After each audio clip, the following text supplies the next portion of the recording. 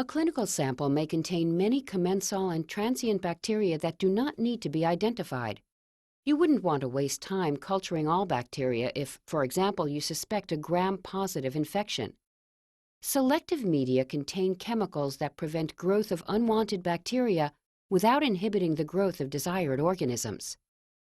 The swab was inoculated onto tryptic soy agar and phenylethyl alcohol agar. The PEA agar is selective for gram-positive bacteria, while the nutrient agar allowed growth of both gram-positive and gram-negative bacteria. Differential media contain nutrients that allow a technician to quickly distinguish one bacterium from another by how they metabolize the nutrients. For example, pathogenic Staphylococcus aureus can be differentiated from other staphylococci by the enzyme coagulase. Coagulase-positive bacteria reduce tellurite to produce black colonies on tellurite glycine agar. Divide one nutrient agar plate into 4 sections by labeling the bottom. Repeat to mark an MSA plate and an EMB plate. Label one quadrant on each plate for the organisms used.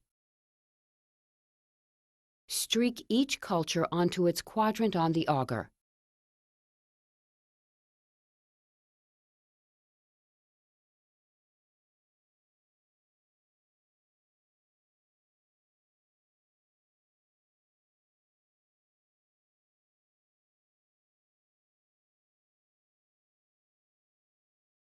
Incubate the plates, inverted, at 35 degrees Celsius for 24 to 48 hours. All 4 bacteria grew on the nutrient agar. Note the pigments produced by 2 of the bacteria. Pigments are useful identifying traits. Gram stains are used to characterize each organism.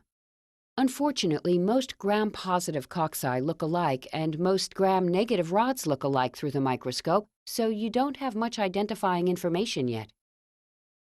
Mannitol salt agar contains peptone, mannitol, and 7.5% sodium chloride and phenol red. The medium selects bacteria that can tolerate the high salt concentration. Organisms 1 and 2 were able to grow in our example. Phenol red is a pH indicator.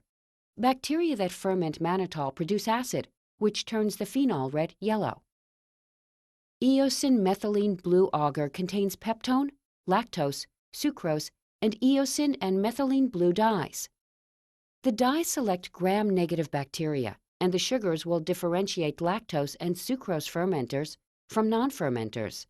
Bacteria that ferment one or both sugars will have dark centers.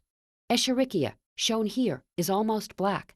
It shows a green metallic sheen in reflected light.